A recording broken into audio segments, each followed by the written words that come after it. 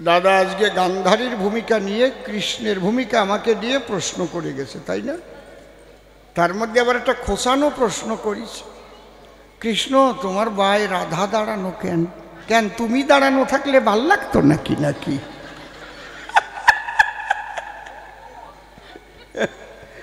একজন কইছিল জীবনে নাম করতে পারলাম না, এত ভালো কাজ করলাম, কেউ আমার নামটা ফাটাতে পারলো না। যেদিন মা ওইরি নিয়ে বেরোয় গেলাম সেই দিন নাম ফাটিয়ে গেল সারা জায়গা দিয়ে। সেইরকম ব্যাপার হয়েছে না?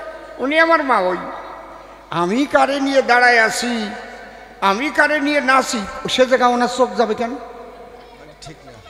হ্যাঁ বাবা নীলকমল ঠিক। গুরুজনের সামনে কেউ তো একটা বিড়ি পর্যন্ত খাই না, ঠিক কি না? তাহলে আমি কি করতেছি? তোমার সম্মান তুমি রাখবো না? উনি কয় তোমার পাশে রাধা দাঁড়ানো কেন? মনে হয় যে উনি দাঁড়ালেই ভালো হতো। রে বুড়ি, ওরে আমার বুড়ি রে।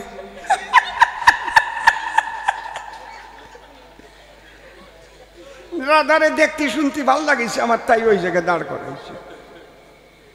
তো দেখি, আর এই দাঁড় করাইছি কি আমি না আপনারা দাঁড় করাইছেন? সত্যি কথা কবেন, সত্যি কথা কবেন। কৃষ্ণ কি ডাকিয়ে বাম ভাগে রাধারে দাঁড় করাই কইছে নাকি? একটা ছবি তোলো, দেখাতে পারবেন? হ্যাঁ কি সভাপতির মেয়ে গেল কোন জায়গায়? ও ঘরের মধ্যে ওর বাবার সাথে যে কয়েকটা ছবি তুলবো। রাধা রাধারানীর কি আমি নিয়ে ছবি তুলে ফেসবুকে ছাড়িছি নাকি? না কোন জায়গায় ছাড়ছি? পাইছেন নাকি? নাকি তাই রাধা কৃষ্ণ এক জায়গায় এই যে যে পূজা আরম্ভ করেছেন, কি আমি বলছি না আপনারা করতেছেন? সত্যি কথা কবেন, বুকে হাত দিয়ে কবেন। কারা করছে বলেন? ভক্তরা করিছে? এইবার আমরাই করিছি। এবার তোমরা কও গে ওনারা যে কেন করিস, আমি কব কেন? কোথায় গেলেন দাদা? এর নাম কবি গান। আরে এইরকম সরকার না হলে কবি গান হয়নি। শ্যামল উনি যেমন কুষ্টি কথা কবে, আমারও তো এরকম কুষ্টি কথা করতেই হবে, তাই না? নাকি আসিয়ে যাবে, আর একজন আসে একটু দাপায় যাবে, কাশিয়ে যাবে, ওতে কাজ হয়। হ্যাঁ জয় হরি বল, কথা কই না কেউ। এমনি আমার ভাই ওই রাধা দাঁড়ায় রয়েছে বলে উনি রাগ করিছে। দেখবেন এই গানের পরে সব মায়েরা আসবে না ঘিরে, আমাকে নিয়ে একটু ছবি তোলো। সে দোষ কি আমার নাকি? হ্যাঁ এখন যদি কেউ ফেসবুকে অসীম সরকার কেন এত মেয়েদের নিয়ে ছবি তুলিছে, তোমরা তুলতে আসো কেন? হ্যাঁ ও মনিটর গার্ড দিয়ে না, একটা ছবি তুলে চলে যাও। ইনি তো আমাকে সভাপতি। আরে বাবা দাও ছবি নাও, তাড়াতাড়ি নাও, গান আরম্ভ করবো। এই যে ছবি তুলতে কে ডাইছে? আমি তুলে দিছি না উনি তুলতেছে? উনি ওনার মাইয়ারা যদি আমার বায়ে দাঁড় করাইয়ে যদি ছবি তুলে ছাড়িয়ে দেয়, তা আমি কি করবো? কও উনি যদি ভাবে যে আমার এই কচি মাইয়ে এই বুড়ো জামাইরি দিয়ে দিলাম, তা আমি করবো কি?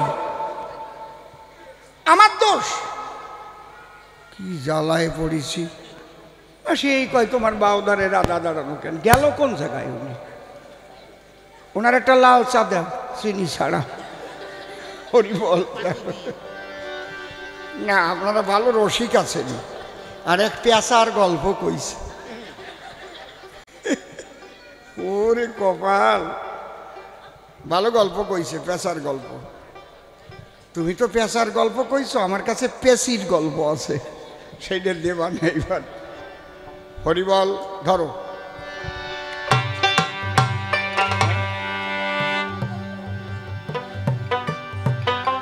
দেখেন আমি সনাতনী ধ্বনি দেই, সবাই এক।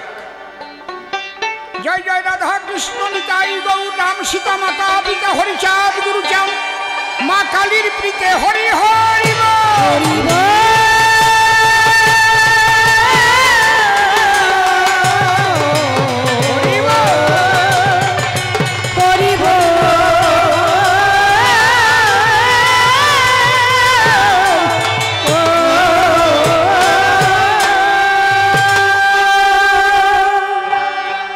বলেছে কৃষ্ণ তুমি বললে আমার কাছে কেউ আপনও নাই পরও নাই, সবাই সমান, তাহলে তুমি আবার অর্জুনের রথের সারথি হলে কেন?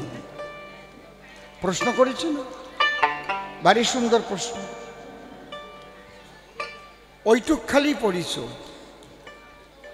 তারপরে যে আমার বলা আছে, যদা যদা হি ধর্মস্য গ্লানির্ভবতি ভারত অভ্যুত্থানম ধর্মস্য তদাত্মানাম শ্রীরামহম পরিত্রাণায় সাধুনাং বিনাশায় চ দুষ্কৃতাং ধর্ম সংস্থাপনার্থায় সম্ভবামি যুগে যুগে। আমার এইটুক বড় নাই? হাকিমের কাছে সবাই সমান, তাই নইলে দুই পক্ষের উকিলের কথা শুনবে কেন? দুই পক্ষের উকিলের কথা শোনার পরে হাকিম বিচার করে রায় দিয়ে কেউরে খালাস করে, কেউরে দেয় জেলে ভরে। যারা জেলে ভরে সে কি হাকিমের শত্রু? যারা খালাস দেয় সে কি হাকিমের বিয়াই হয়? কথা কইও, হাকিমের কাছে সবাই সমান, কিন্তু বিচারক বিচার করে দণ্ড করে দান। আমি ভগবান, আমার কাছে সবাই সমান, কিন্তু আমি বিচারক। যে যেমন কর্ম করবে সে তেমন ফল পাবে, তার দোষ কি আমার? কি দোষ আমার? এই জন্যে দোষ আমার না। আগে ছেলে মেয়েদের সুশিক্ষা দাও, সৎ গুরু ধরাও, সৎ কথা শোনাও, সুশিক্ষিত করো। এটা হচ্ছে মা বাবার কাজ। তুমি কি করিস তোমার ছেলেদের বলো? অমানুষ বানালে কেন? আমার ছেলে মরে গেছে রে। মরবে না তো আরো আগে মরা উচিত ছিল, তার সাথে ওই ডেও মরা উচিত ছিল। কাঁদতেছে, ব্যাপারটা কি ভৈরবী? হ্যাঁ,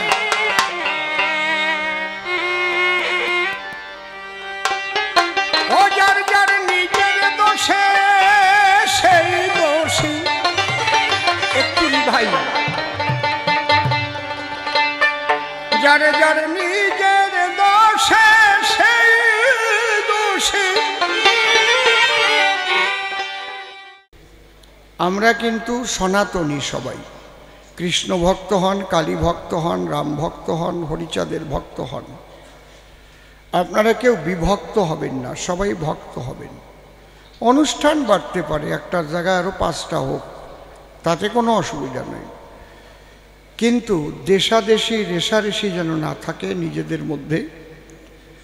আর ওই হরিভক্ত আচার মালা, কৃষ্ণভক্ত তুলসীর মালা যখন কাফের বুলে কাটবে তখন কিন্তু মালা টালা দেখবে না। তাহলে ঘটনাটা কি? তাহলে আপনারা নিজেরা ঐক্যবদ্ধ হন। কে কোন রাজনৈতিক দল করবে সে জিনিস আলাদা, এটা হচ্ছে যার যার মৌলিক অধিকার। যে সরকার ভালো কাজ করবে মানুষ তাকে ভোট দেবে, তাই তো নাকি? ওই জায়গায় কারো হাত দেওয়া উচিত না, কিন্তু ধর্ম রক্ষার ক্ষেত্রে আমাদের সবাইকে ঐক্যবদ্ধ থাকতে হবে, তাই না হলে কিন্তু সর্বনাশ হয়ে যাবে একদম।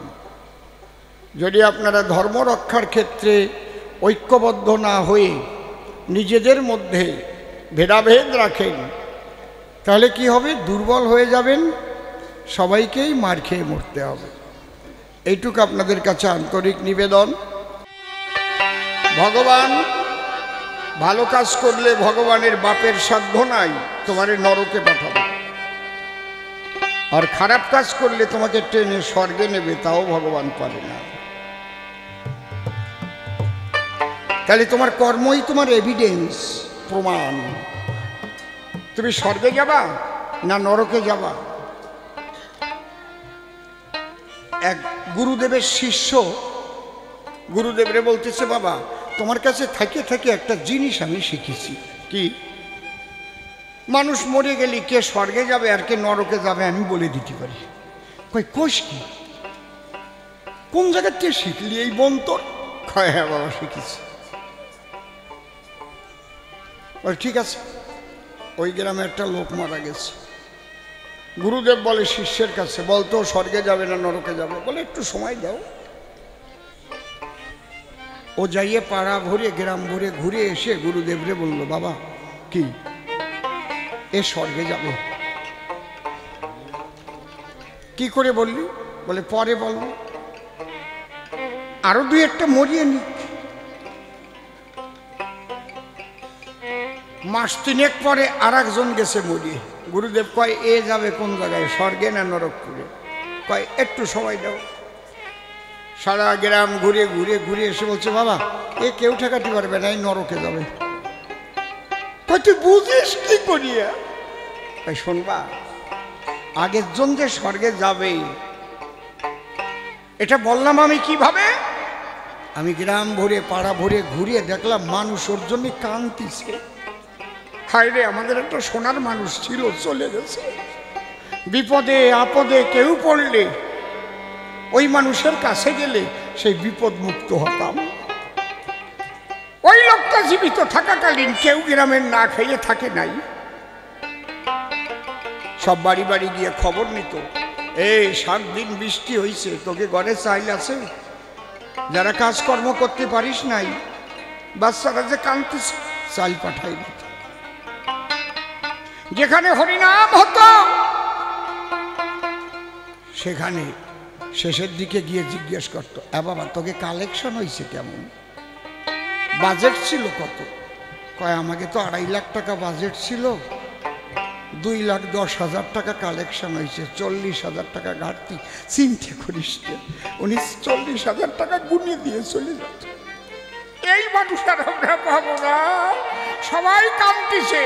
সে যে কর্ম করেছে তার জন্য স্বর্গে ভগবান একদম নিশ্চিত করে রেখেছে ও স্বর্গে যাবে।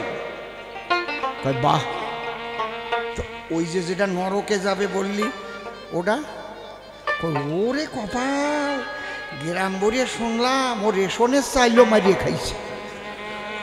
ওরে কপাল, বিশ্রী সমস্ত দুর্নীতি করিয়ে করিয়ে, মানে গ্রামের লোক আরো মস্তান নিয়ে বেড়াতো ঘুরিয়ে। কত মানুষের যে ক্ষতি করেছে, ভালো মানুষের নামে কটুস করে যাইয়ে মিথ্যেকে জুড়ে দিয়েছে থানায় যাইয়ে। ভালো মানুষের নামে সবাই করছে শালা মরিছে, গ্রামটা শান্তি পাইছে। কায়দা আছে, বুঝে না ওইবার কি কোথায় যা বুঝতেছ তো নাকি? তাহলে দোষ কার, কৃষ্ণের না কর্মের? বলেন, আপনারা বলেন। কর্মের দোষ। যার যার নিজের দোষে, নিজের দোষে সেই দোষী। আমি দোষী নহি ভগবান, ভগবান অসাবধানে রাখলি রে তোর ঘরে পোলাপান। অসাবধানে রাখলি রে তোর ঘরে পোলাপান। অসাবধানে রাখলি রে তোর ঘরে পোলাপান।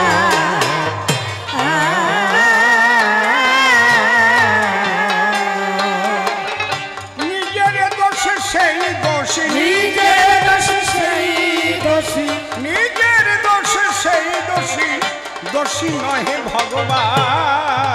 অসাবধানে রাখলি রে তোর ঘরে পোলাপান। হায় রে, অসাবধানে রাখলি রে তোর ঘরে পোলাপান।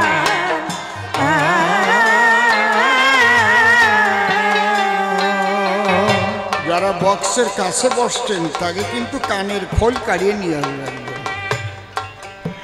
এক কানে আঙুল দিয়ে রাখেন।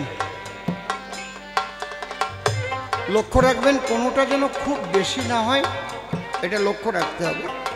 আপনি ইয়ারফোনটা দিয়ে ওটাকে কন্ট্রোল করবেন। এই যে ছেলে পোলাপান মানে ছেলে মেয়ে, তাই তো? গুড়ে গাড়া লেখাপড়া শিখলে খালি হয় না, সন্তানদের ফ্যামিলি এডুকেশন আছে, মানে পারিবারিক শিক্ষা। যেমন আমার বাবা মা ছোট থেকে সন্ধ্যার সময় যত পরীক্ষা থাকুক যা থাকুক 15 মিনিট ঠাকুর ঘরে বসে সন্ধ্যা আরতি করতে হবে। তার গান ছিল আলাদা, এটা করতেই হবে।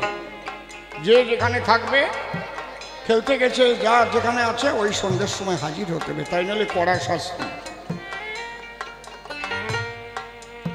কোনো মানুষ যদি এসে খেতে চায় তাকে ফিরানো যাবে না, নিজে না খেয়েও খাবার দিতে হবে।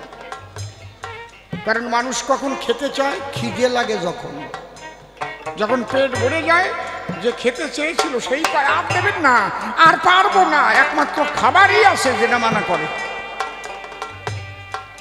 টাকা আপনি যত দেবেন মানা করবে না, জম্বের নেওয়া নেবে, আরো মানুষের তা মারিয়ে খাবে। হাজার হাজার কোটি টাকার মালিক আছে, তবুও মানুষের তা মারতেছে।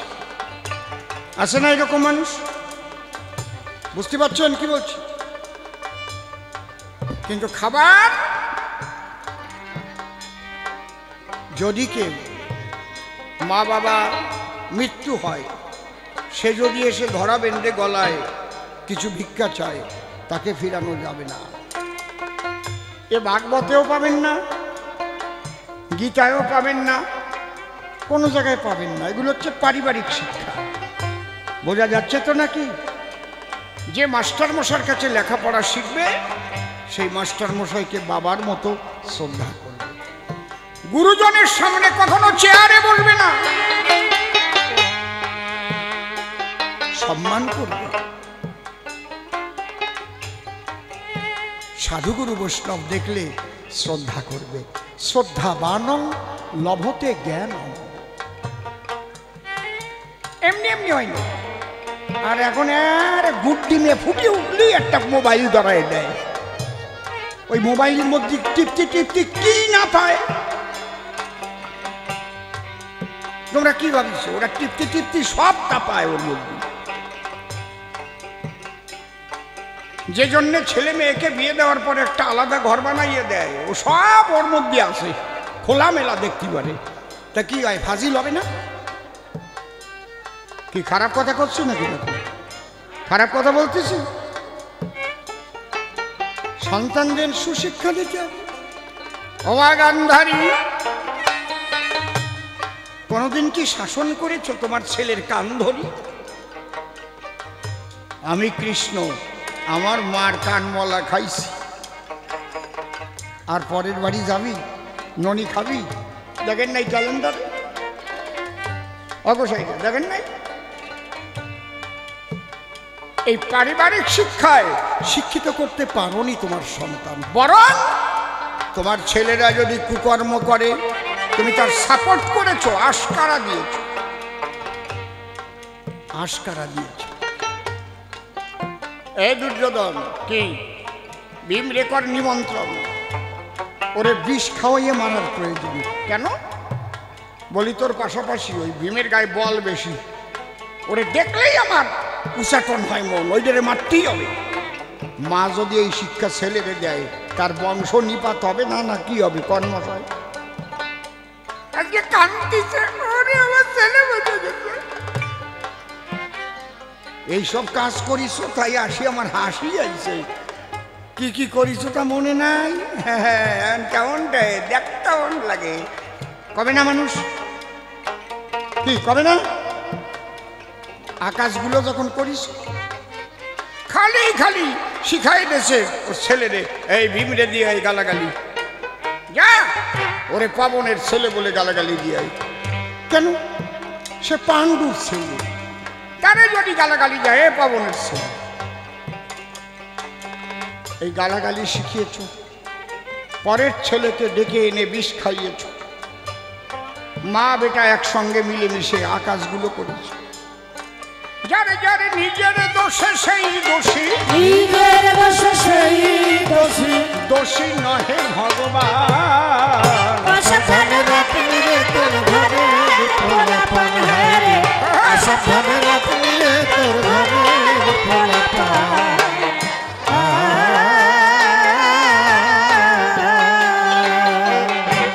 এই বাইরের পোলাবান তো তো ঠিক করোই নাই, নিজের ঘরের পোলাপানও ঠিক করো নাই। 6টি ছেলে আছে রে তোর বড়ই বেয়াক্কেল, যাতে হয় ঘরের সর্বনাশ তাতেই বেশি মেল। তাতেই বেশি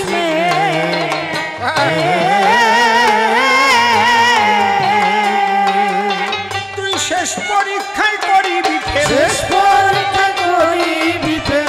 আসবে যেদিন কালের টান, অসাবধানে রাখলি রে তোর ঘরে পোলাপান হয় রে, অসাবধানে রাখলি রে তোর ঘরে পোলাপান। এই 6টি ছেলে হচ্ছে কাম, ক্রোধ, লোভ, মোহ, মদ, মাৎসর্য। এদেরও কন্ট্রোল করতে হয়। এদের কন্ট্রোল করার সাধনা গুরুর কাছে পাওয়া যায়। কাম, ক্রোধ, লোভ, মোহ, মদ, মাৎসর্য ধরিয়া ধৈর্য সাধনার দ্বারায় এদেরকে অন্তর্মুখী করতে পারলে এরা আবার ভজনের সহায়ক হয়। তা তো করে নাই। বড় ছেলে চঞ্চল বেশি অঞ্চলে তার নাম, সকল গর্ব খর্ব করে নাম কি তাহার কাম।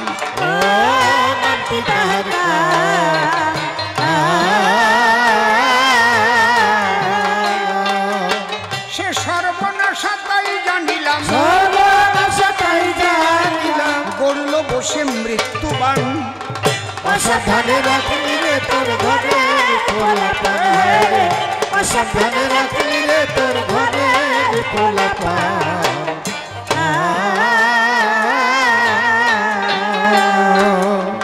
তোর মেয়ে ছেলে সকল কাজে করে শুধু ভুল। আমারটা একটু বাড়বে, লেডিসটা একটু টোন কমবে। মেয়ে ছেলে সকল কাজে করে শুধু ভুল, কতবার গেল সমাজে কেটেছে নাক চুল। কেটেছে নাক চুল।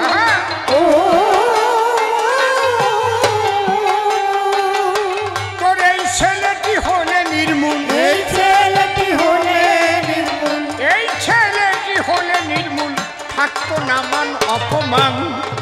অসাবধানে রাখলি রে তোর ঘরে পোলাপান হয় রে, অসাবধানে রাখলি রে তোর ঘরে পোলাপান।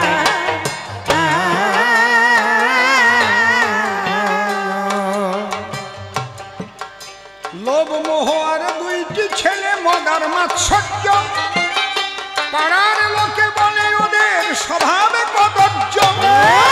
স্বভাব কদর্য।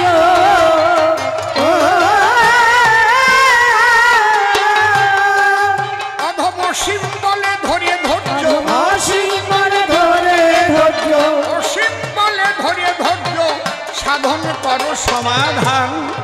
অসাবধানে রাখলি রে জয় তোর জয় ঘরে রাধা কৃষ্ণ পোলাপান প্রেমানন্দ হয় হরি রে, হরি বল। অসাবধানে রাখলি রে তোর ঘরে পোলাপান।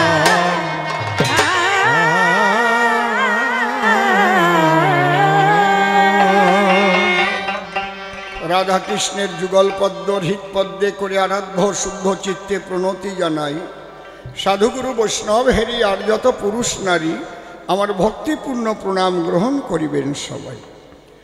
মানুষকে প্রণাম দিলে সে প্রণাম ঈশ্বরে মিলে, সর্বশাস্ত্রে তাহার প্রমাণ পাই। কবি চণ্ডীদাস যিনি উচ্চকণ্ঠে বলেছেন তিনি, সবার উপর মানুষ্যত্ব তাহার উপর নাই।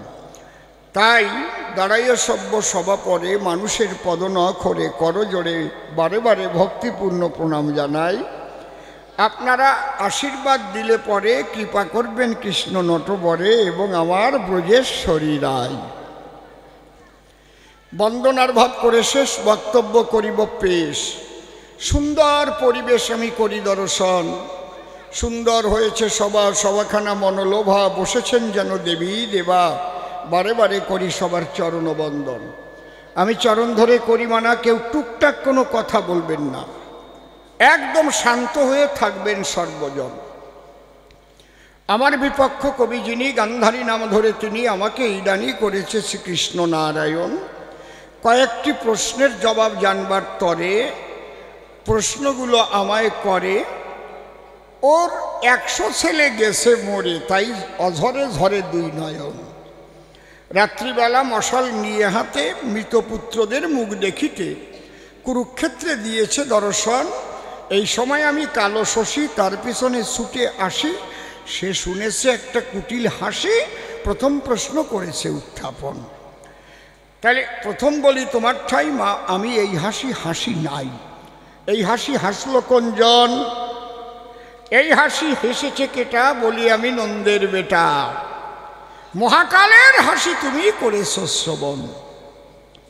মানুষ যখন ক্ষমতা হাতে পায় তখন বিভিন্ন কুকর্মে জড়িয়ে যায়, তখন বোঝে না যে ভবিষ্যতে এর পেতে হতে পারে কোনো ফল। এই রকম কর্ম তোমার আছে।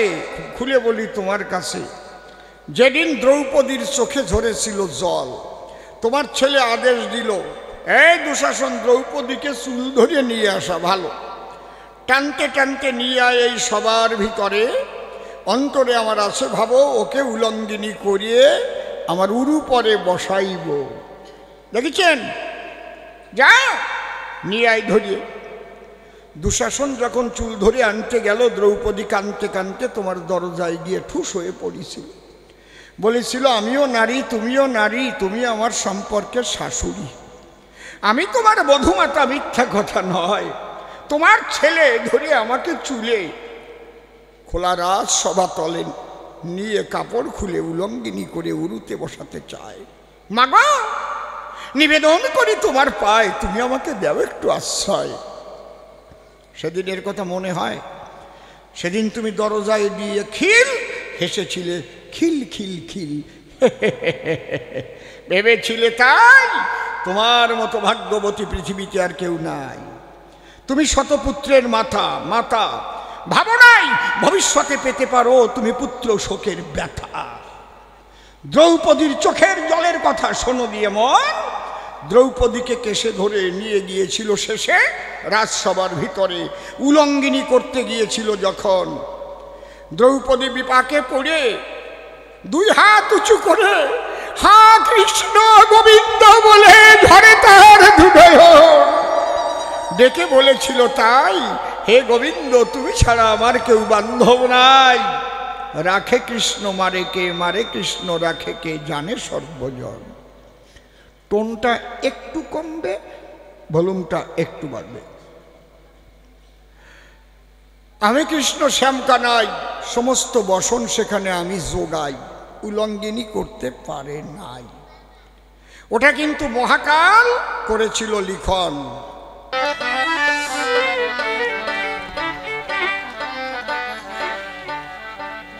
এই বিশ্বজগতের যিনি পরিচালক বা নিয়ন্ত্রক, যার পরিচালনায় এই জগৎবাসী আমরা সবাই নিয়ন্ত্রিত, সেই স্বয়ং ভগবান পরমাত্মা শ্রীকৃষ্ণের শ্রীপাদ পদ্মে আমার ভক্তিপূর্ণ প্রণাম।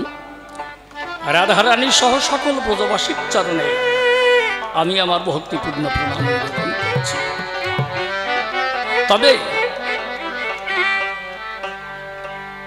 সেই বিশ্ব পরিচালক, বিশ্ব নিয়ন্ত্রক, সকলের আশীর্বাদ দাতা মঙ্গলময় ভগবানের যে কি খেলা, আমরা তা বুঝতে পারি না। তাই তো আমার এই নিবেদন।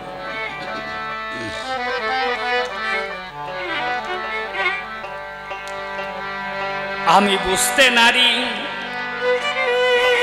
দয়াল তোমার কেমন খেলা, আমি বুঝতে পারি তোমার কেমন খেলা, আমি বুঝতে পারি তোমার কেমন খেলা। আমি অবাক হয়ে দেখি চেয়ে, অবাক হয়ে আমি অবাক হয়ে দেখি চেয়ে অপরূপ তোমার লীলা। বুঝতে পারি তোমার কেমন খেলা, বুঝতে পারি তোমার কেমন খেলা।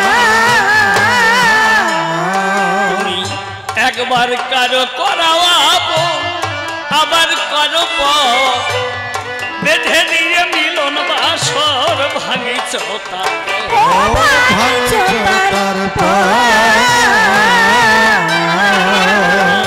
একবার কারো করাওয়া আবার কারো বেঁধে দিয়ে মিলন বাসর ভাঙিছ তারপর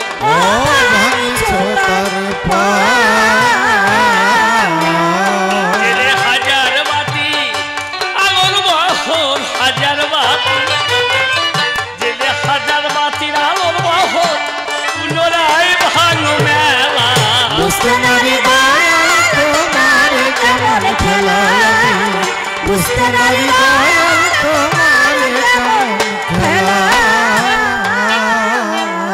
তুমি চন্দন পালঙ্ক হতে নাম বৃক্ষ কেড়ে নিয়ে মুখের হাসি ধরাও চোখে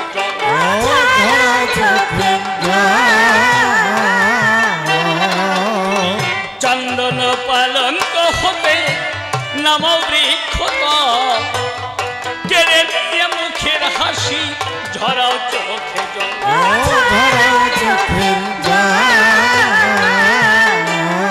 আমি নীরবে ভাবি অবিরল নীরবে আমি নীরবে ভাবি অবিরল নিরজনে একেলা বুঝতে নারি তোমার কেমন খেলা বুঝতে নারি তোমার কেমন খেলা নিশি বলে কাদাও যত তাতে দুঃখ নাই যে রূপ হলে লাগে ভালো আমায় করো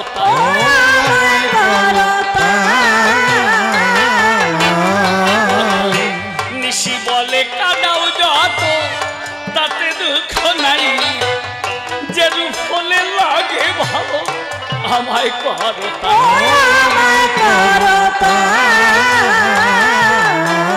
শুধু প্রতিক্ষণে তোমারে চাই প্রতিক্ষণে আমি প্রতিক্ষণে তোমারে চাই পাই যেন শেষের বেলা বুঝতে নারি তোমার কেমন খেলা বুঝতে নারি তোমার কেমন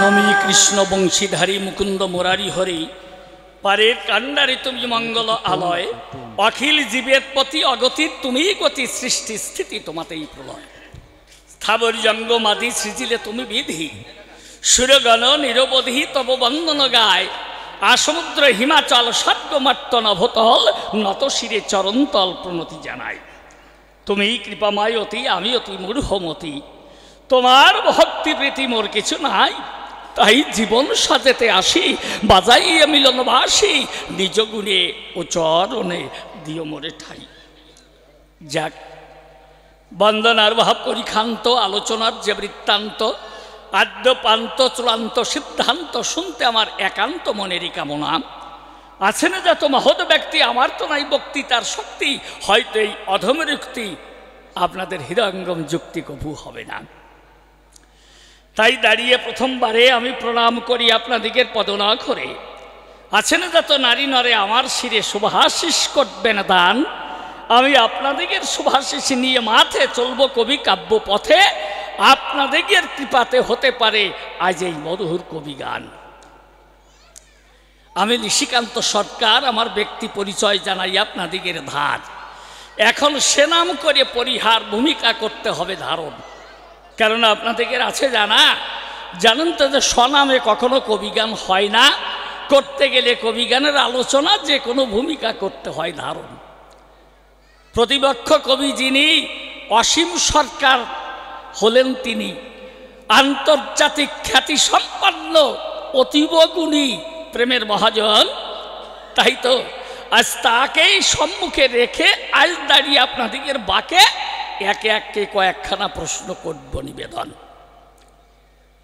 এই মহাভারত থেকে আলোচনা হবে আপনারা আকর্ষণ করবেন সবে আবারও সকলের পাদপদ্মে আমি প্রণাম করি অর্পণ এবার আমি নিশিকান্ত সরকার নাম ছাড়ি হলাম কিন্তু অন্ধের নারী গান্ধারী, আর প্রতিপক্ষ কবি আমার সেই শ্রীকৃষ্ণ মদন মোহন। আমি জানাই আপনাদের কাছে কুরুক্ষেত্র যুদ্ধ শেষ হয়ে গেছে, হয়েছে আমার শতপুত্রের মরণ। তাই তো একদিন রাতের বেলা আমার শতপুত্র বধূকে সঙ্গে করে একটা মশাল জেলে নিয়ে করে ওই কুরুক্ষেত্রের পরে দিলাম দর্শন। খুলে বলি আপনাদের ধার, চতুর্দিকে শ্রীগাল কুকুরের হাহাকার, দেখেছে? আর ওই যে পারে ওই মরা করেছে ভক্ষণ। আমি শত বিধবা পুত্রবধূকে সঙ্গে নিয়ে যখন কুরুক্ষেত্রে গেলাম, দেখিয়ে ওরা একটা মৃতদেহ দেখতে পেয়ে অমনি পাগলিনী হয়ে দৌড়ে ছুটে যায় সেই মৃতদেহের সদন। নিজ পতির মৃতদেহ দেখলে পরে অমনি আপন বক্ষে জড়িয়ে ধরে অঝরে করে ক্রন্দন। আমি গান্ধারী, আমি হলাম শতপুত্রের মা, আমার সুখের ছিল না সীমা। আজ মা বলতে আমার নাহি কোনো জন। তাহলে আমার শতপুত্র মরে গেছে, খুলে বলি আপনাদের কাছে। যদিও একজন হলো রাজা, যিনি দুর্যোধন।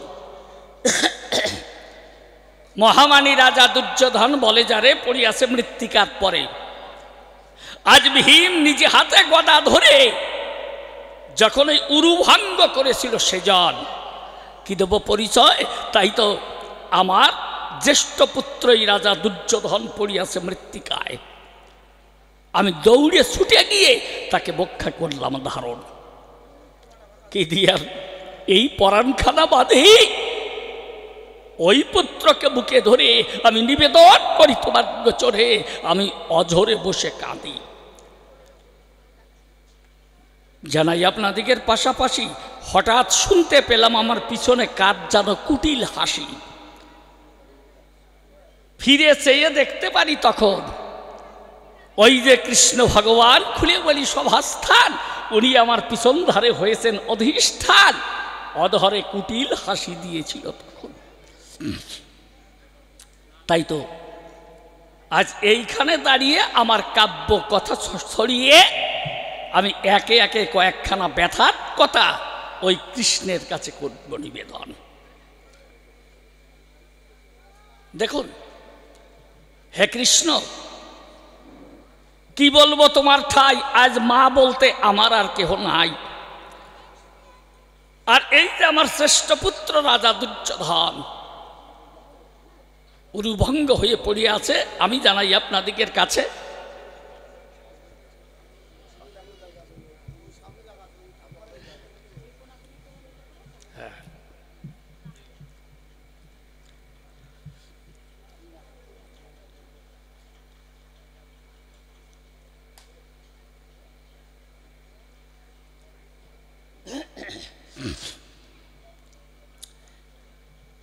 হে কৃষ্ণ নীলদলে, যদিও তুমি আজ এই রাতের বেলায় আমার কাছে এলে, কিন্তু তুমি এই কুটিল হাসি কেন দিলে আমি বুঝে পাই না তার কারণ। কি দেব পরিচয়? শত্রুও যদিও হয়, কারো বিপদের সময় যদি কেউ তার কাছে দেয় দর্শন, তবুও শোনায় সান্ত্বনার বাণী। এইটুকুই তো আমি জগতে জানি। হে কৃষ্ণ নীলমণি, আর তুমি এসে আমার পিছনে দিলে দর্শন। বলো দেখি, আমার গোচরে দাঁড়িয়ে আমার পিছন ধারে আমাকে সান্ত্বনা দান না করে এই কুটিল হাসি দিলে কি কারণ? হে কৃষ্ণ কালো শশী, কেন দিলে তুমি এই কুটিল হাসি? তাই প্রথমবারে আমি প্রথম প্রশ্ন তোমার কাছে করলাম নিবেদন। আমি জানতে চাই তোমার কাছে, তোমার সাথে তো আমার একটা সম্পর্ক আছে। তুমি আমার পুত্রা, আর আমি তোমার মাওই মা, মায়ের মতন। হে কৃষ্ণ কালো শশী, আমি তো তোমাকে পুত্রবতই ভালোবাসি। দেখেছে? তা তুমি এই ব্যথার সময় যখন আমার কাছে দিলে দর্শন, হে কৃষ্ণ চিকন কালো, আমার অন্তরে বড় আশা জেগেছিল, যা হোক পুত্র কৃষ্ণ যখন এলো অবশ্যই আমাকে সান্ত্বনার বাণী করিবে অর্পণ। কিন্তু জানতে চাই তোমার ধারে তুমি তা না করিয়ে এইভাবে এসে রাতের অন্ধকারে দাঁড়িয়ে আমার পিছন ধারে এই কুটিল হাসি দিলে কি কারণ? এই আমার প্রথম প্রশ্নখানি তোমার সমক্ষে ধরলাম টানি। আর হে কৃষ্ণ চিন্তামণি, তুমি আমার কথা করে লও শ্রবণ। তুমি নিজ মুখে বলেছ গীতার ভিতরে, আপনারা আছেন যত জ্ঞানী নারে অবশ্যই তো গীতাটা করেছেন পঠন। তুমি না বললে সমহাং সর্বভূতেষু নমে দেশস্তি ন প্রিয়? তাহলে তুমি বিশ্বের সবাইকে ভালোবাসো, সবার জন্যেই নাকি তুমি আসো, সকলের নামেই বাঁশি বাজাও অনুক্ষণ। হওয়া তো উচিত তাই, কেননা তুমি কৃষ্ণ, তোমাকে অনেকেই বলে ভগবান। হ্যাঁ, তাহলে ভক্তই যদি হয় তোমার প্রাণের প্রাণ, এই বিশ্বজগৎ তুমিই তো করেছো সৃজন। তাহলে তুমি আমার কথা রাখো, যদি এই জগৎটা তুমি সৃষ্টি করিয়ে থাকো, তাহলে সবাইকে তুমি সমান সমান করবে দর্শন। হে অনিন্দ সুন্দর কানাই, তার মধ্যে তো তোমার কোনো পার্থক্য বা কোনো ব্যবধান নাই।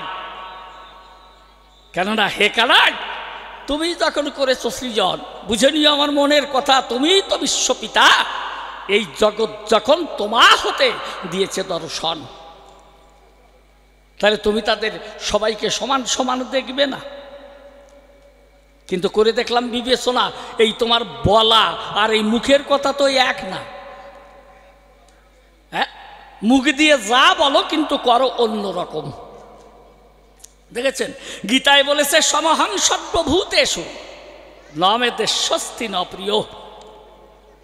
ডেকে অর্জুনকে ডেকে বলল কৃষ্ণ কালো শশী, হে অর্জুন, এই জগতের সবাইকে আমি সমানভাবে ভালোবাসি, কারো প্রতি কোনো বিদ্বেষ কিংবা কারো প্রতি বেশি ভালোবাসা আমার নাই। তাহলে দেখলেন, কারো প্রতি আমার কোনো বেশি ভালোবাসা নাই। ডাক দিয়ে বললেন অনিন্দ সুন্দর কানাই, আবার কেউ আমার শত্রুও নয় কখন। তাহলে সবাইকে যদি তুমি ভালোবাসো সমানভাবে, বলো দেখি হে কৃষ্ণ মান হবে, তাহলে কেন তোমার সেই ভাবের মধ্যে ঘটল ব্যতিক্রম? হ্যাঁ, সেই কুরুক্ষেত্রের পরে তোমার ভগ্নিপতি অর্জুনের রথে চড়ে তুমি সারথ্য করেছ গ্রহণ। তাই জানতে চাই তোমার মাকে, এই সারা বিশ্বের লোকে তোমাকে একটা পক্ষে দেখে এই পক্ষপাত দোষে তুমি তুষ্ট হলে কি কারণ? বললে সমহাং সর্বভূতেষু নমে দেশস্তি ন প্রিয়। আমি সবাইকে সমানভাবে ভালোবাসি। হে কৃষ্ণ কালো শশী, এই যদি তোমার মুখের কথা হয়, তুমি এই গীতার ভিতরে তুমি কৃষ্ণ নটবরে আপন অধরে যা দিয়েছ পরিচয়, তাহলে কারো প্রতি তোমার কোনো বিদ্বেষ নাই, আবার কারো প্রতি বেশি ভালোবাসাও নাই। তা তুমি এই পাণ্ডব পক্ষ করে সমর্থন অর্জুনের রথে চড়ে এই সারথ্য গ্রহণ করলে কিসের তরে? এই কুরুক্ষেত্রে যুদ্ধ পরিচালনা করলে তুমি কৃষ্ণ মদন মোহন। বলো, সারা ভারতের নারী নরে সবাই তোমাকে এই একটা পক্ষেই দর্শন করে। কুরুক্ষেত্রের পরে অর্জুনের রথে চড়ে তুমি সারথ্য করেছ গ্রহণ, হয়েছ পাণ্ডব পক্ষের সারথী। হে কৃষ্ণ যদুপতি, কিন্তু তুমি নাই বিশ্বজগৎ করেছ সৃজন। ও হে কৃষ্ণ শ্যামরাও, তুমি যদি বিশ্বপিতা হও, তাহলে সবাইকে সমান না দেখে তোমার ভাবের মধ্যে কেন ঘটল ব্যতিক্রম? তাই তোমার কাছে আমি প্রশ্ন রাখি, সত্যি সত্যি তোমার এই কুরুক্ষেত্রে কোনো দুষ্টুমি কিংবা কোনো শত্রুতা বা পক্ষপাত আছে নাকি? একটু ভালো করে তাই করিও বর্ণন। আমার যদিও তুমি পুত্রা হও, কিন্তু তুমি কৃষ্ণ শ্যামরাও, সবাই তো তোমাকে ভগবান বলে প্রণাম করে অর্পণ। হ্যাঁ, তা তুমি যদি হও ভক্তের ভগবান, তাহলে এই রকম পক্ষপাত তো সে দুষ্ট হলিয়ে কেন? এইটুকু আমার জানার প্রয়োজন। তাহলে এই দুইখানা প্রশ্ন দিলাম ধরে, এইবার যাব তৃতীয় প্রশ্নের ভিতরে। অবশ্যই আপনারা নারী নরে গীতাখানা করেছেন পঠন। আমি তো পরিচয়, গীতা তো আর অন্য কিছু নয়, ওই যে কৃষ্ণ রসিক রসময় ওনারই নিজ মুখের বাণী ওই গীতাখানা জানেন সর্বজন। তাহলে আমরা সকলেই জানি যে ওই যে গীতাখানি এটা তোমার সম্মুখের বাণী। তা এই যদি হয়, গীতায় বললে কি যদা যদা হি ধর্মস্য গ্লানির ভবতি ভরত অভ্যুত্থানম ধর্মস্য তদাত্মানম সৃজন্মহম পরিত্রাণায় সাধুনাং বিনাশায় চ দুষ্কৃতম ধর্ম সংস্থাপনার্থায় সম্ভবামি ইয়ে। যখনই ধর্মের গ্লানি হয় অমনি তুমি অবতরণ করো দুনিয়ায়। এই ধর্মটাকে করতে সংস্থাপন, তাহলে ধর্ম সংস্থাপন করবার তরে তুমি কৃষ্ণ নটবরে এই ধরার পরে তুমি করো অবতরণ। হে কৃষ্ণ নটবর, তাহলে তুমি নাকি ধর্ম সংস্থাপন করো, এই নাকি তার লক্ষণ।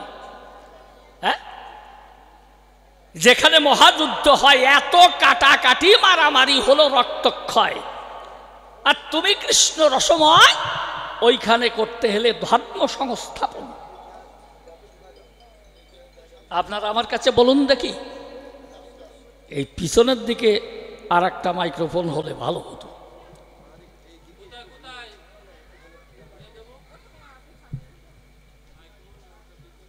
যাক, দরকার হবে না।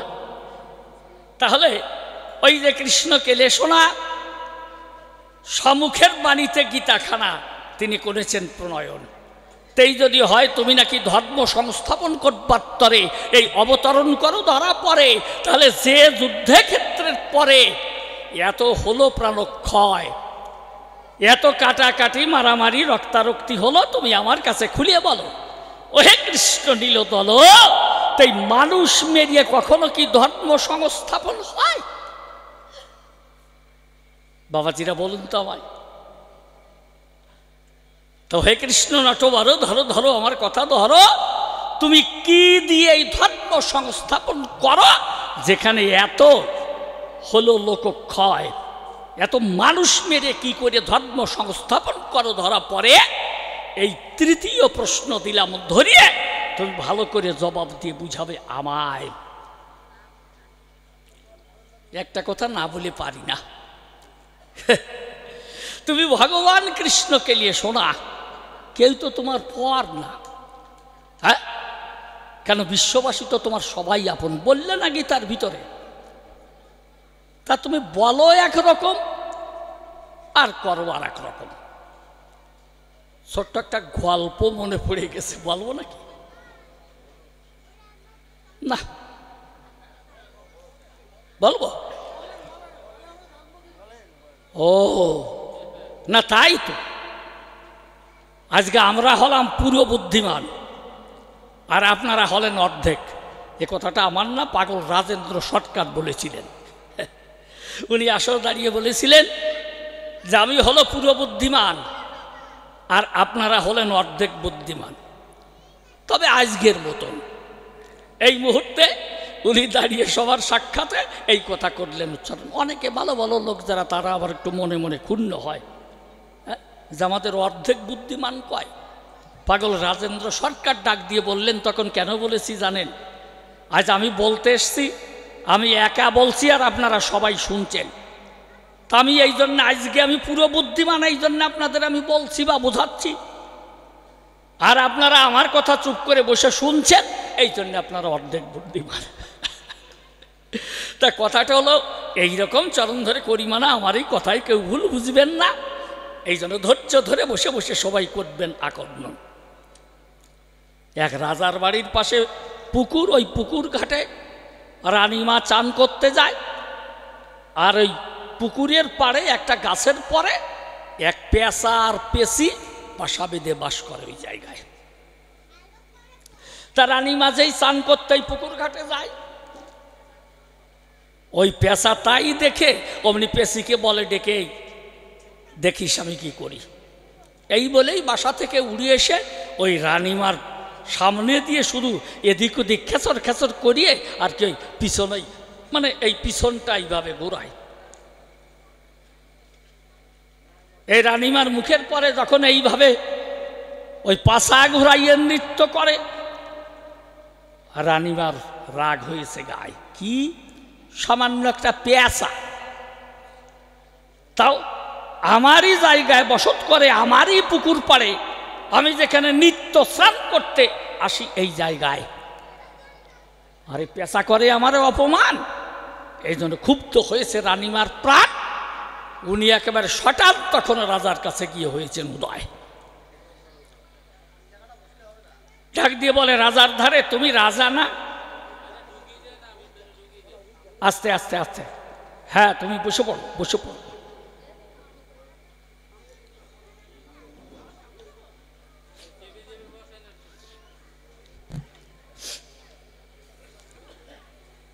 হ্যাঁ, বাড়ির পরের গান তো, আপনারা সবাই একটু মোটামুটি একটু কাছাকাছি হয়ে বসবেন, মেশামেশি থাকবে সবার সঙ্গে, সবার ভালোবাসাবাসি আপনারা হয়ে একটু মেশামেশি বসে গান শুনবেন সবাই। যাই হোক, ওই রানীমা তখন রাজার কাছে গেল, ডাক দিয়ে রাজাকে বলেছিল যে তুমি এই রাজ্য করোনা শাসন? বলে হ্যাঁ। যে সবাই তো তোমার প্রজা? বলে হ্যাঁ, সবাই আমার প্রজা। যে তাহলে আমি পুকুর ঘাটে স্নান করতে গেলে পরে ওই পুকুর পাড়ে এক পেশা বসত করে, ও প্রত্যেক দিন আমার মুখের পরে পাশা ঘুরাইয়ে নৃত্য করে, আর ঘুরে ঘুরে এসে আমার মুখ ভেঙচি দেয়। এই যদি সাধারণ একটা পেশার স্বভাব হয়, তা তুমি কিসের রাজা? হ্যাঁ, তুমি নাকি পালন করো যত প্রজা, আবার যদি কেউ অন্যায় করে তাদের দাও সাজা। তা ওই পেশাও তো তোমার প্রজা, তা তারা সাজা দেবে না সময়? বুঝেনি আমার প্রাণের বাণী, আমি তো তোমার মহারানী। এত ভালোবাসাবাসী আছে আমাদের হিয়ায়, সামান্য পেশা যদি করে অপমান, বলো দেখি আমার সন্নিধান, তাতে শান্ত থাকবে আমার প্রাণ? ওই পেশার শাসন করো ওই সময়।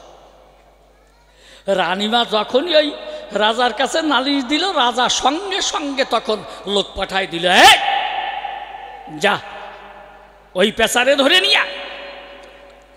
রাজার বাড়ির লোক গেছে খুলে বলি আপনাদিগের কাছে, আর তার আগেই ওই পেশা ডাক দিয়ে পেশির কাছে কয়, এ পেশি, বলে কি, যে এবার তো সমুদ্রে গেছি, তা শোন, আমি বাসার ভিতরে চুপ করে লুকিয়ে থাকবো, আর তুই উপরে থাকবি।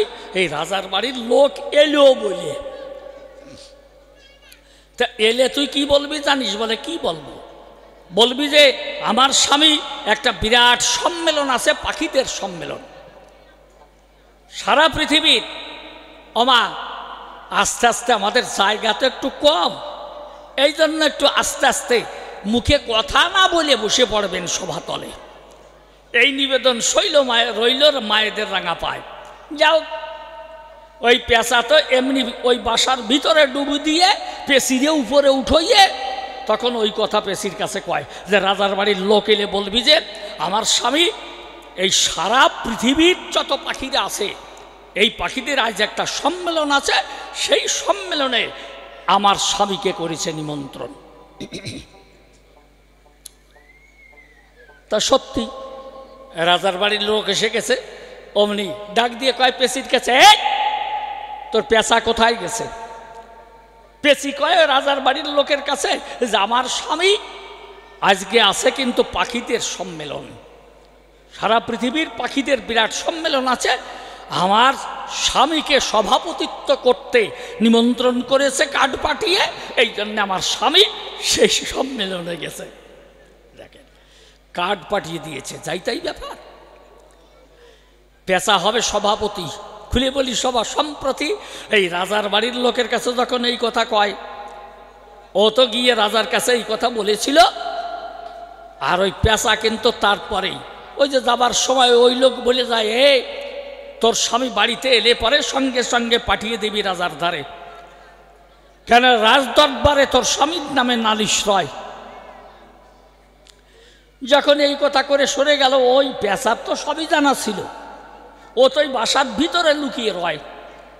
যখনই ওই লোক গেল সরিয়ে, অমনি পেশা উঠিয়ে খাওয়া দাওয়া সেরিয়ে ভালোভাবে একেবারে ধুতি পাঞ্জাবি পরিয়ে পান চিবোতে চিবোতে গিয়ে ওই রাজার দরবারে হয়েছে উদয়। বাবা প্রণাম, হরি বলো হরি বলো। যখন রাজ দরবারে গেল, রাজা ডাক দিয়ে বলেছিল, পেঁচা গিয়েছিলি কোথায়? যখনই রাজামশাই ধমক দিয়েছে, পেঁচা কয় রাজার কাছে, রাজামশাই আজ আমাদের পাখিদের একটা বিরাট সম্মেলন ছিল, সারা পৃথিবীর সব পাখিরা আজ আমরা এক হয়েছি, এক জায়গায় হয়েছি। আজকে আমাদের একটা বিরাট সম্মেলন ছিল, এই জন্য আমাকে ওই সভার সভাপতিত্ব করবার তরে নিমন্ত্রণের কার্ড পাঠিয়ে দিয়েছে আমার ধারে, এই জন্যে আমি সেই পাখিদের দরবারে হয়েছিলাম উদয়। রাজা বলে যে পাখিদের আমার সম্মেলন? বলে হ্যাঁ রাজামশাই, যে পৃথিবীতে যে যেমন ছোট হোক বড় হোক প্রত্যেকের একটা আত্মসম্মান বোধ আছে। হ্যাঁ, এই জন্যে আমাদের সারা পৃথিবীর পাখির একত্রিত হইয়ে আমাকে দিল নিমন্ত্রণ পাঠাইয়ে, আমি সেই সভায় গিয়ে নিয়েছিলাম সভাপতির আসন। বলে তা ওই সভার এজেন্ডা কি, কি আলোচনা হয়েছে? পেঁচা কয় রাজামশার কাছে, রাজামশাই এই হ্যাঁ হ্যাঁ মা বসেন বসেন বসেন, বসিয়ে পড়ে, আগে বসিয়ে তারপরে পড়ে। বলে আজ আমাদের আলোচ্য বিষয় ছিল যে এই পৃথিবীতে পুরুষ লোক বেশি না মেয়ে লোক বেশি? রাজামশাই বলে এই একটা আলোচ্য বিষয় হলো? হ্যাঁ, এই তোমাদের সভার এজেন্ডা? বলে হ্যাঁ রাজামশাই। রাজা বলে অবহেলে, তা তুমি আমার কাছে বলো দেখি খুলে, তা তোমরা কি সিদ্ধান্ত নিলে, ওই সভায় কি সিদ্ধান্ত হয়? বলে রাজামশাই আজ আমাদের সারা পৃথিবীর সমস্ত পাখিদের আলোচনায় আমি দিচ্ছি পরিচয়, আমাদের গণনায় এই পৃথিবীতে একজন মেয়ে লোক বেশি হয়ে গেছে। বলে কি? ভগবান সৃষ্টি করেছে সমান সমান, খুলে বলি তোমার সন্নিধান, তার সৃষ্টির মধ্যে আছে নাকি কোনো ব্যবধান? হ্যাঁ, একজন পুরুষ তো তার জন্য একজন নারী হইয়াছে সৃজন, এই জন্য নারী পুরুষ সমান সমান। তা তুমি কি করে বলো যে একজন স্ত্রী লোক বেশি হয়ে গেছে? পেঁচা কয় রাজার কাছে, হ্যাঁ মহারাজ একজন বেশি হয়ে গেছে। বলে কি রকম?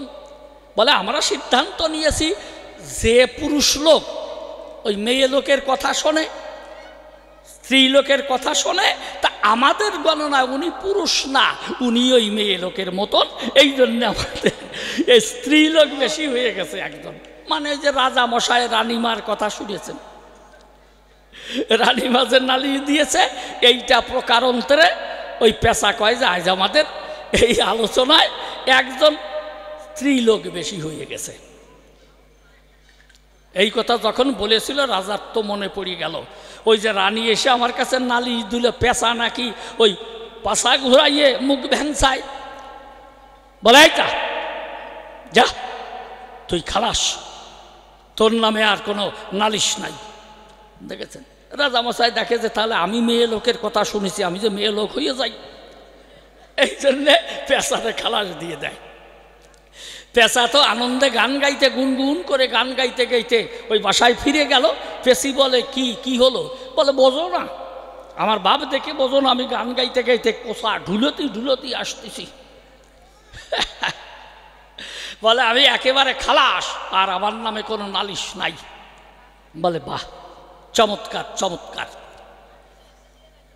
পেঁচার বাহার আরো বেড়ে গেছে, ওই যে রাজা খালাস দিয়ে দিয়েছে, আর কোনো নালিশ নাই। এই পরদিন সকালবেলায় রানীমা আবার যখন ওই পুকুর ঘাটে চান করতে গেছে, আজকে তো ওই পেঁচার ফুলক বেরিয়ে গেছে, ও আরো বেশি ঘন ঘন ওই রানীমার চারপাশ দিয়ে গুল্লি দিয়ে সে পাশা ঘুরায় আর মুখ ভেঙসি দেয়। এই কি রানীমার গায়ে সয়? রানীমা গিয়ে তখন রাজার কাছে নালিশ দেয়, হ্যাঁ যে তুমি কি বিচার করেছো, এই নাকি তোমার বিচার? হ্যাঁ, আনন্দ তো বেশি বেরিয়ে গেছে পেঁচার, ও আজ আরো আমারে বেশি করে পাশা ঘুরাইয়ে ভেঙসি দেয়। বলে তাই একেবারে সৈন্য পাঠিয়ে দিয়েছে, এই যাও ওই পেশাকে ধরিয়ে নিয়ে আসো। পেশা তো ত্রস্ত গতিতে গিয়ে ওই পেশিরে কয় যে এই পেশি আজকে একেবারে গেছি, এই রাজার বাড়ির লোকজন এলিও বলি আজ আমাদের দুইজনকেই ধরে নিয়ে যাবে, আর নাই কোনো উপায়। তা বলে আজকে কি করব, কালকে তো সম্মেলন পাতাইছিলে, আজকে বলে আজকে আমাদের দ্বিতীয় সম্মেলন। যখনই রাজার বাড়ির ওই রাজার লোক আসবে অমনি ডাক দিয়ে বলবে যে আজকে পাখিদের দ্বিতীয় সম্মেলন, তাই সভাপতিত্ব করবার তরে নিমন্ত্রণ দিয়েছে আমার স্বামীরে, আমার স্বামী সেই সভাতে দিয়েছে দর্শন। বলে ঠিক আছে। যখন এই কথা শিখিয়ে দিল, ওই যে সৈন্য সামন্ত তো চলে এলো ওই পেশারে ধরবার জন্য, মানে সৈন্য সামন্ত সব পাঠিয়ে দিয়েছে। ওরা এসে ওই পেশার পাশা ঘিরে ফেলেছে, গাছ চারপাশ দিয়ে সৈন্যেরা ঘিরে ফেলেছে। বলে এক পেছি তোর পেশা কোন জায়গায়, যে আজকে হলো পাখিদের দ্বিতীয় সম্মেলন, আজকেও আমার স্বামী সেই সভায় সভাপতিত্ব করবার তরে গেছে সেই সম্মেলনের ভিতরে। ওরা দেখে যে বাড়ি যদি না থাকে, বাসাই যদি না থাকে, তা ধরিয়ে নেবো কারে। এই জন্য সেনাপতি ডাক দিয়ে কয় পেশির কাছে শোন, রাজদরবারের নালিশ আছে, তোর স্বামী আসার সঙ্গে সঙ্গে রাজার কাছে পাঠিয়ে দিবি এ সময়। বলে ঠিক আছে। সত্যিই তাই। যখন ওরা তো ফিরে গেল, পেশা কিন্তু আজকে একটু দেরি করেই গিয়েছিল। রাজদরবারে হলে উদয়, রাজা বলে যে এই হারামজাদা তুই আজ গিয়েছিলি কোথায়? পেশা বলে রাজার কাছে, রাজামশাই আপনার কাছে আমার নিবেদন, আজকে ছিল আমাদের পাখিদের দ্বিতীয় সম্মেলন, আমাকে সভাপতিত্ব করতে দিয়েছিল আমন্ত্রণ, আমি গিয়েছিলাম তথায়। বলে পাখিদের আবার একটা সম্মেলন, আজকের আলোচনার বিষয় কি, সবার এজেন্ডা কি? কয় রাজামশাই আজকে আমাদের আলোচনার বিষয়বস্তু ছিল যে এই জগতে এই মুখ বেশি না ওই মার্গদার বেশি, মানে পাশা বেশি। সরল কথায় বলে মুখ বেশি না এই মার্গ বেশি। রাজা হইও খুশি পায় যে হারামজাদা শয়তান, হ্যাঁ স্রষ্টা হলেন ভগবান, তিনি যে কোনো জীব জন্তু পশু পাখি কীট পতঙ্গ এমনকি এই সৃষ্টির সেরা জীব মানুষকে সৃষ্টি করেছেন, একজন মানুষের একটা মুখ আর একটা মার্গ সৃষ্টি করেছে, এর আবার কম বেশি হয় কোন কায়দায়? পেশা কয় রাজার কাছে, রাজামশাই আমাদের আলোচনায় এই পাশা একখান বেশি হয়ে গেছে। বলে আমাদের আলোচনায় এই মার্গ একটা বেশি হয়ে গেছে। রাজা কয় পেশার কাছে তা কি করি হয়? যে কি করি আর হবে, আমরা সব সারা পৃথিবীর সব পাখিরা, রাজামশাই আমাদের একেবারে ক্ষুদ্র ভাববেন না, বিরাট বড় বড় পাখি আছে দুনিয়ায়, সবাই সেখানে এসেছিল। এই সিদ্ধান্ত হলো, আমি তো সবাই সিদ্ধান্ত করে দিল, আমি মাত্র সিগনেচার করে দিয়ে ওটাকে দিয়ে দিয়েছি অনুমোদন। বলে কি তার সিদ্ধান্ত কি? যে সিদ্ধান্ত হলো যে এই জগতে পাশা একটা বেশি হয়ে গেছে। বলে হারামজাদা, একটা মুখ আর একটা পাশাই তো ভগবান সৃষ্টি করেছে, হ্যাঁ তাই মানুষ হোক পশু হোক পাখি হোক যাই হোক না হোক সবার ওই রকম। বলে না রাজামশাই, আমরা আজকে বিচার করেছি, বিশ্লেষণ করেছি যে এক মুখে যারা দুই রকম কথা বলে, আপনার কাছে বলি খুলে যে এক মুখে যারা দুই রকম কথা বলে তাদের মুখ না, ওটা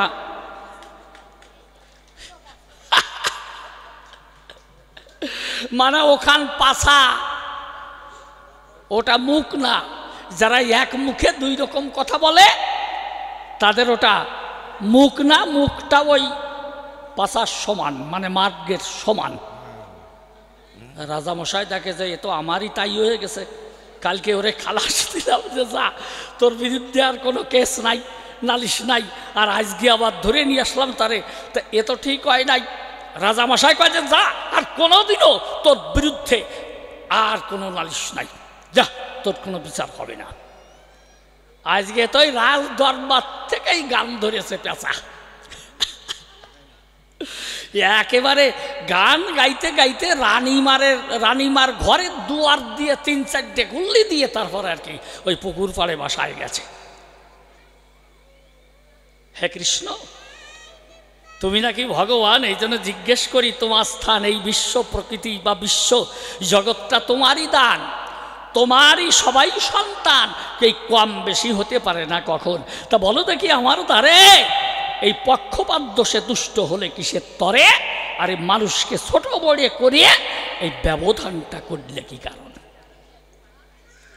একবার কও যে গীতায় বলে যে সমহং সর্বভূতেষু ন মে দেশস্তি ন প্রিয়, কি বাবা তাই নয়? ভগবান বলেছে না গীতায়, সমহং সর্বভূতেষু ন মে দেশস্তি ন প্রিয়, বিশ্বের সবাইকে আমি সমানভাবে ভালোবাসি, কারো প্রতি বেশি ভালোবাসা বা কারো প্রতি কোনো বিদ্বেষ আমার নাই। তা বলো দেখি অনিন্দ সুন্দর কানাই, যদি হইয়ে থাকে তাই, তাহলে কুরুক্ষেত্র যুদ্ধে তুমি কৃষ্ণ সামনীল পদ্মে, এই কুরুক্ষেত্র যুদ্ধে তুমি একটা পক্ষ সমর্থন করলে কেন কানাই? আমি জানতে চাই তোমার সম্প্রতি কেন হলে তুমি ভগ্নিপতির সারথি? এই কয়েকখানা প্রশ্ন করিয়ে ছোট্ট একটা গান ধরিয়ে আমি আমার মতো প্রথমবারে বিদায় নিয়ে যাই।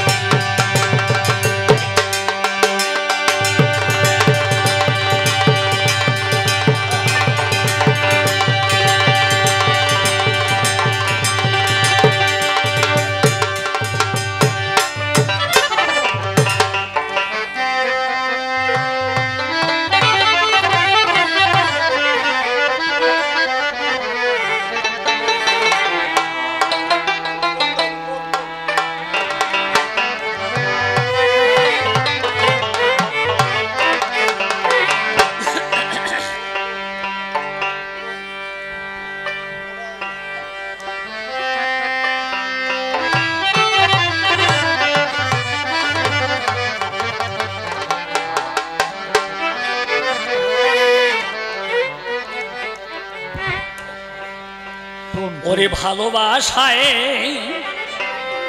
ঘটালো কি জ্বালা, প্রাণ সই রে, আমি কার গলায় পরাবো ফুলের মালা। ভালোবাসা কার গলায় পরাবো ফুলের মালা। কথা কইতে নারী সইতে নারী, কইতে নারী সইতে নারী, মরি যে কার গলায় পরাবো ফুলের মালা। সই রে কার গলায়